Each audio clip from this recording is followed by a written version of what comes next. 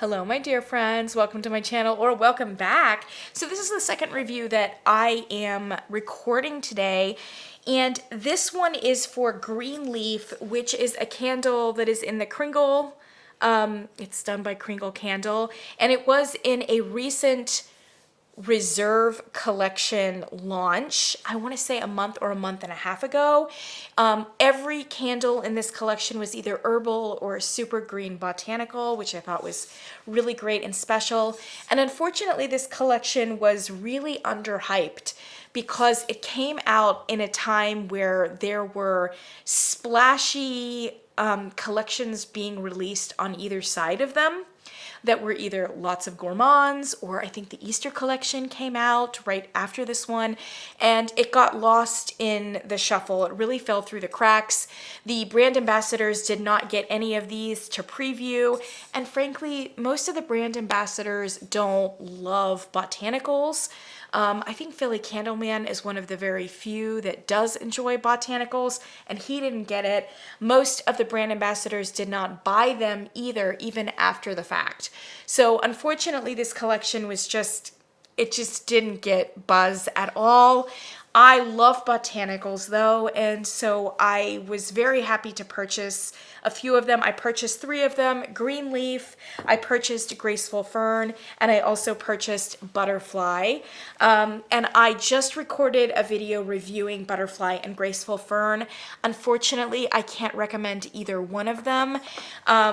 Although they had their merits, I suppose, as well as demerits. Definitely check that video out though if this is your genre and it's in your wheelhouse, because even despite some of the demerits many of the demerits that I listed, that I related, you may still have very good reason to check these out anyway, especially if you've got a pretty high tolerance for some of the technical issues, but really just want to experience a unique botanical conceptual. This one though, I am so happy to say, was Chef's Kiss. This one was beautiful, and it was executed well, and it performed well. It performed like a dream. I burned this one all the way down to the wick clips. No problems at all in terms of burn. And friends, I'm not going to bury the lead. The strength and throw on this candle was anywhere from a 7 to an 8.5. And I have to be honest, most of the burns were in the 8 range. Most of them. Some of them were in the 7 range. And I have to say that the bottom third of the candle got a little on the shy side, for sure. But the top 2/3, easy 8s for the most part. There were a couple burns, especially initially, where I was getting more of a 6 as I was waiting for it to completely pull out. And then once it had completely pulled out, it was at least a 7, 7.5. And like I said, enough 8s on this candle to really be able to even just put it at an 8. And friends, that was in the open concept. For the most part, I didn't have to take this back into the bedroom. And I was a little wary of taking it into the bedroom because I thought it might be a bit overwhelming. Those were 8s in the open concept. So how fantastic is that? Gosh, it feels so good. It feels so good to get a Kringle candle, and 100% soy candle that is performing at that kind of strength.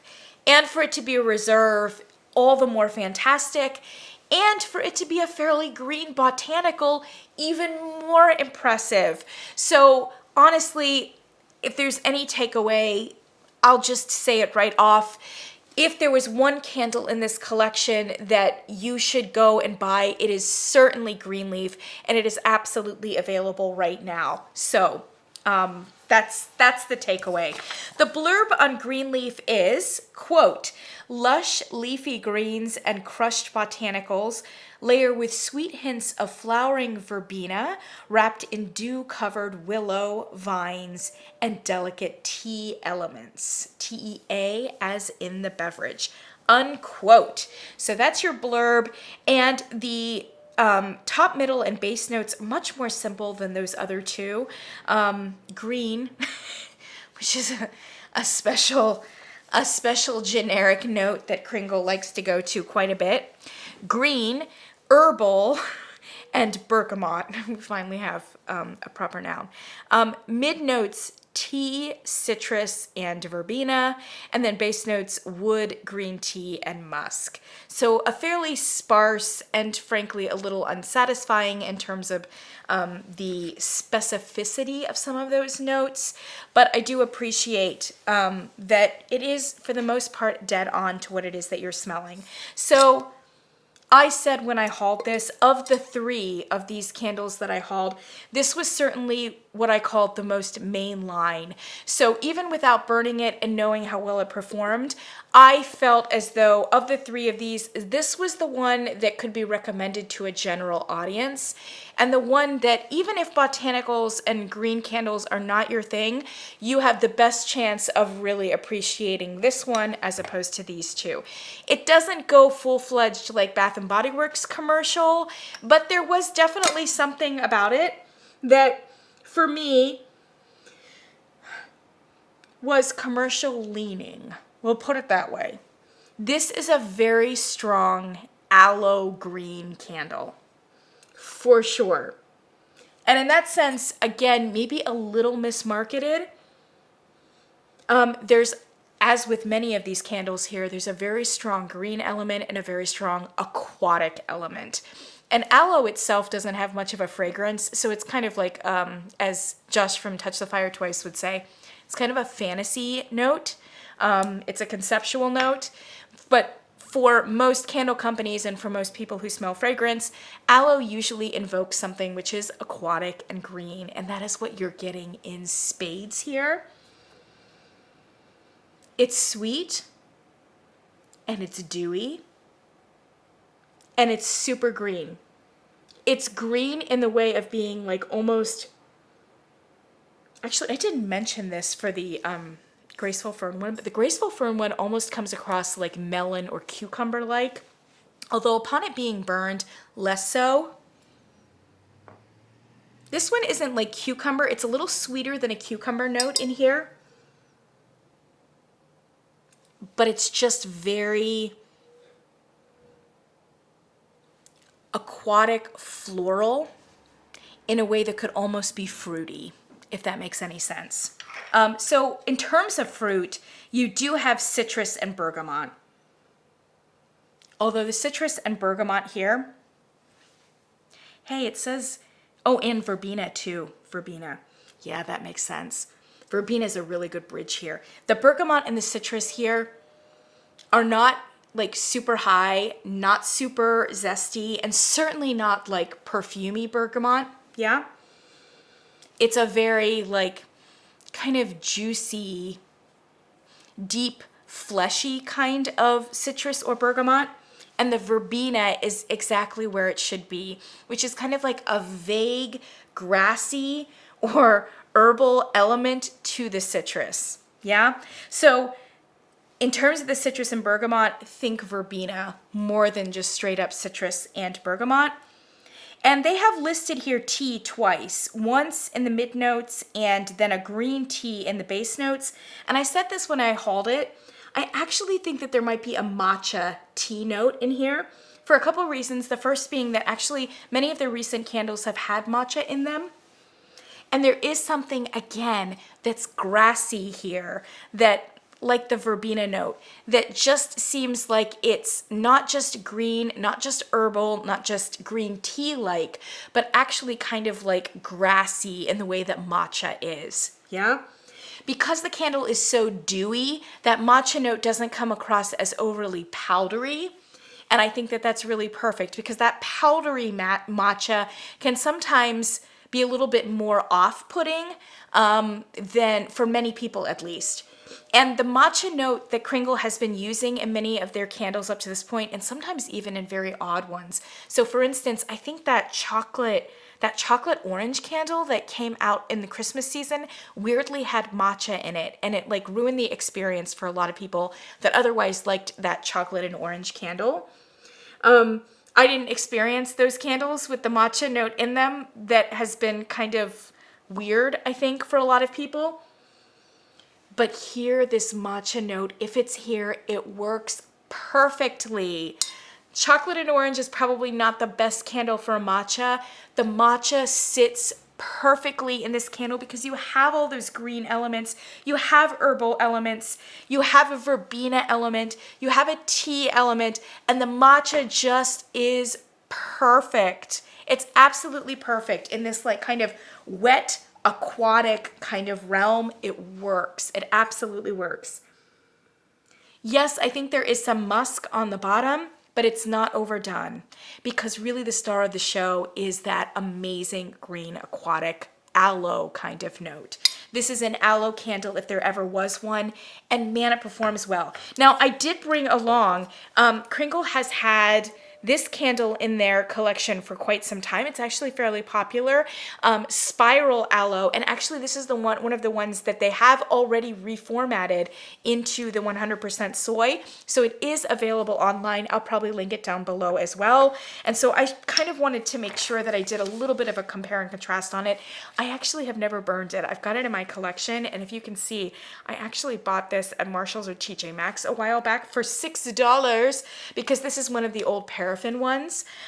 So spiral, and I haven't actually burned it, so I'm just going to be comparing it in terms of the way that they come across on cold and with the notes. So the notes for spiral aloe are top notes green, because that is one of Kringle's favorite notes, green, and then marine and watery plus citrus, rose, water flowers, white flowers in the mid notes, and base notes woody, musky, and amber. So as you can tell, actually shares a lot of notes with this one. You've got a little bit of the citrus element, you've definitely got the marine element, you have the green element, you have a floral element, and you've got the wood and the musky elements as well. What it doesn't have is the strong herbal or verbena-like grassy elements, and it doesn't have the tea element either. And so upon smelling it, this candle, especially when smelled in conjunction with Greenleaf, this one doesn't seem very green at all. Now, compared with other floral candles, I'm sure, and it does smell a little bit more green, yeah? But up next to this one, it smells extremely floral. Up next to this one, this comes across as a very heady, you could call it a green floral, a heady green floral, in that it's a heady white floral with some green elements to it. And by green elements, not necessarily vine-like elements, so much as like aquatic green elements, which is why they went with aloe there. But to be honest, I would say that predominantly it's floral. And the florals, again, are rose, water flowers, and white flowers. There might be a little bit more rose in here for sure, but that's basically because the floral element is much more aggressive. But you're definitely getting a ton of white flowers, even more than the quote-unquote water flowers. There's a marine and watery note anyway, just independently. But for me, this is like very jasmine forward, for sure. It still has a fresh and green element, but I would call this, up next to Greenleaf, I'd call this a green floral. And this one I would call like an aloe green candle, like just straight up, yeah? But they already had this one marketed as a straight up green aloe, so I guess what were they left with, right? The other candle that I think this is very, very similar to, more similar, frankly, than the spiral aloe one, is the new one from Yankee Candle, which is Aloe and Agave. And I didn't even put those two together until late and deep in the candle. I pulled the lid at a certain point and I was just smelling it, and all of a sudden I'm like, I'm actually getting aloe and agave vibes from this. And then it was like a lightning bolt, right? So I went and I grabbed my aloe and agave and I looked at the notes and I smelled them both and I was like, oh my gosh, they are like so similar. And then I felt badly because I kind of have been criticizing Kringle lately because I think that they've been duping a lot of candle companies, like a lot. It's another thing I don't like to see. And that's another reason why there are very few things that I can recommend with these two candles, the butterfly and the graceful fern. But what I like about both of them is that they seemed fairly original and fairly unique. And Kringle used to give very original and very unique. And the last couple of years, they've been giving like not original and not unique. And sometimes just transparently dupes of other companies, dupes of perfumes. I don't think it's a great look. I just don't. And I also just don't think that it's a very good strategy. Yeah, especially because Kringle is so capable of giving us really original and really unique. So I felt badly when I smelled that candle because I was like, oh gosh, here's like almost a best new candle for Kringle, and frankly it's just so close to Yankee's Aloe and Agave that came out almost the same time. But maybe I should give Kringle a pass on that because those candles did come out at relatively the same time. So maybe it's just completely coincidental that they're so similar. And I said this in the haul, like I really have no way of knowing how aware or how informed each candle company is about what other candle companies are developing. I really have absolutely no idea. Obviously, there are vague trends that go beyond the candle community and have to do with personal fragrance and all kinds of other things. And so everybody can kind of catch a trend wave and be kind of doing things that are similar. But in terms of like straight up duping somebody else's fragrance that may not be part of a trend, but maybe just something unique that they're going to put out, I really have no idea about that. Here are the notes on Aloe and Agave from Yankee Candle. Top notes, green, because why not if Kringle can do it. Green, lemon, cactus water, and aloe. Mid notes, blue lotus, coriander, white peony. Base notes, mineral, wood, musk, tea leaves, and agave. So as you can tell, on paper, these candles are very, very similar. They've got the green elements, and then they've got the aquatic elements, and they even have like, you know, like the Kringle has the bergamot and the citrus and the verbena, whereas Yankee has lemon, has aloe, has minerals, etc.